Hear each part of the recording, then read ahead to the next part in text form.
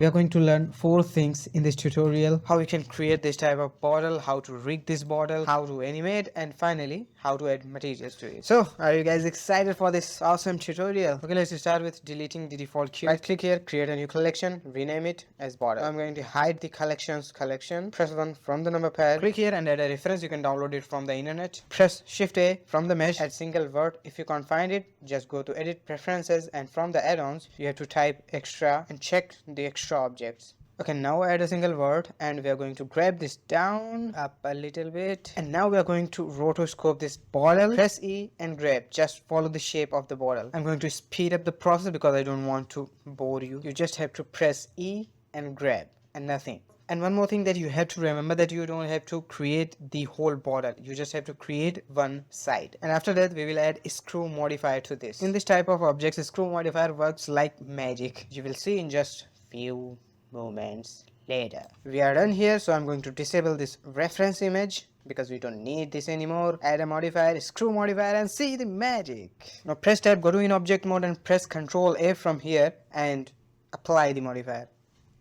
Add a subdivision surface modifier and set the both levels to true. Press shift A and from the armatures add a single bone. Now from the object data properties, go to viewport display and check the in front. Select the box, press G, grab it up. Now select the bone, go to in edit mode, select this upper ball of the bone, press G and grab it a bit down, press E and extrude it like this. Now press E again and extrude it like this, and one more time. Now click on the overlay button and check the face orientation. Red means the normals are not facing in the right direction, so go to in edit mode, press A to select all and shift N. And now you can disable the face orientation. Press tab again to go to in object mode, select the box and then the bone, press Ctrl P and click on with automatic weights. Now select the bone first and then the bottle, press Ctrl tab, click on weight paint. You're going to check if the weight paint is good or not. Click on the bones and rotate them. Mine is working perfectly. If yours not, then try to match the weight prints from mine to yours. Press Ctrl tab, click on object mode, select the bones and press Ctrl tab. Now press A and select all the bones. Press I and click on location and rotation. Now I'm going to keyframe number 6 and I'm going to rotate the bones, not too much. I'm just trying to bend it slightly. Just select the bone, press R and rotate. When you're satisfied, select all the bones by pressing A, press I and click on available. Now go to keyframe number 11 and I'm going to bend it more. Just try to match the rotation. You don't have to be too perfect. After completing the all rotations, press A and I and click on available. Now this time I'm just moving it by one keyframe number 12. I'm going to rotate just 2 bones in the other direction. Select all, press I, click on available. Now we are on the keyframe number 16. Select this bone and grab it up. Now we have to rotate all the bones in the opposite direction. Select one by one and rotate all the bones. After completing all the rotations, select all, press I, click on available. Okay, now I'm on the keyframe number 21. Select this bone, grab it a bit up and also press R and rotate it on the left side. Now I'm going to rotate all the bones again on the right side. Just select one by one, press R and rotate.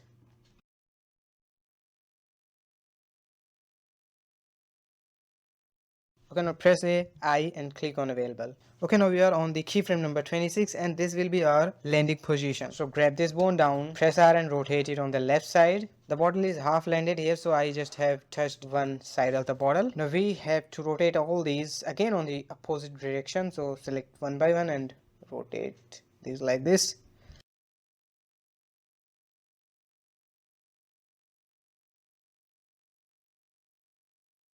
Grab this a bit down like this. Okay, we are good to go.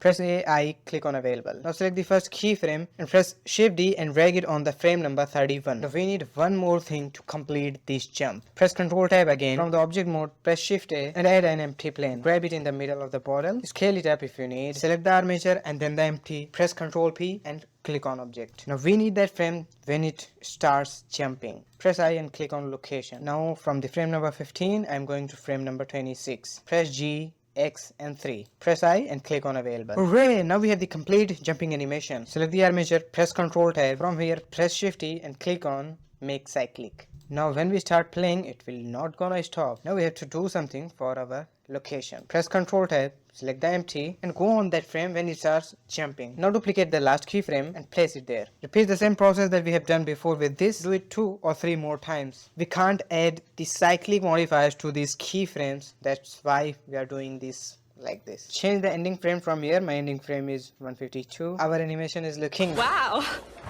we also have completed the animation part successfully. Now I'm going to enable the collections collection. Because I have to add some lights and surface to this collection, press Shift A and add a plane. Press S and scale it up. I need it more big on the axis of X because our bottle will jump on it. And also I have grabbed it on the axis of X. Now it's time to add some materials to our bottle. Select the bottle, press tab, hold Alt and select these loop faces. Press Ctrl plus for more selection. Add new material from the materials properties and add one other material into this and assign the selected area. And now I'm going to select for the cap. Hold Alt and select the whole loop and press Ctrl plus for the expansion of your selection. Press Shift Alt and click to deselect this whole loop. Now click on this plus button and add another material into this. Now it's time to fill the colors. Select one by one. I have selected the bottle material. Set the transmission to 100% after choosing the color. Now select the paper and choose the color whatever you want. Now it's time for the cap. Now here I can choose the previous materials that I have created. I think the paper and the cap will look good in the same material. Now I have selected the surface and added a new material to that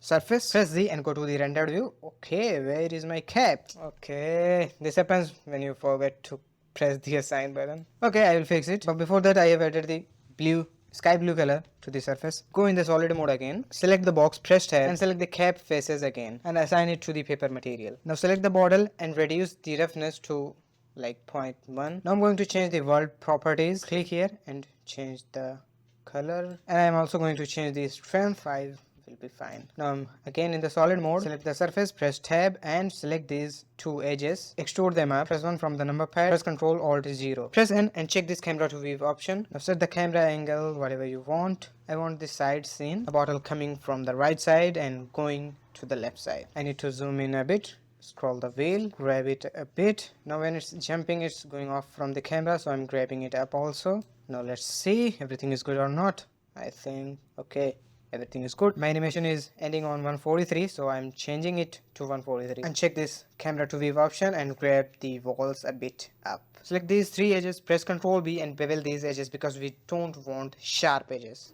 Now press tab, right click and shade it smooth. Press 1 from the number pad, select this light, press X and delete this. Press Shift A and add an area light and I'm going to grab it on the axis of Z and Shift D to duplicate this. Let me see where the end location of the bottle. Now select the both area lights and from the object data properties I'm going to change the strength by holding Alt. Now select the surface, scale it on the axis of Y. Now again select both the lights, press Shift D, drag them behind. We can't scale it individually, so press period button and click on individual origins. Now we can scale it individually. By holding Alt, I'm increasing the strength for both of the lights at the same time. I have choose the pink color and for the other one I'm going to choose the red or something like that. You are free to use any color. Press 0 for the camera view. Grab the lights a bit up, drag the frames in the middle, zoom in a bit, press Z and render view. Now I want to change the red one to yellow. Let me disable the overlays and now it looks cool. One more thing that we have to do, go to the solid view, enable the overlays, select the surface, go to in edit mode, press Alt and select the upper edges and grab them up. Press Z, go to the render view and everything is looking good. Now go to the render properties and reduce the samples to 100. Now check the motion blur if you want and increase the contrast.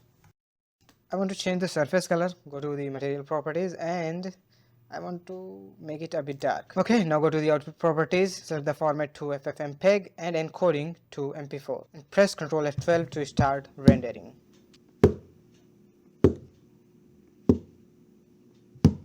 You can also make something like this, a cute jumping pond. Okay, thanks for watching. See you later.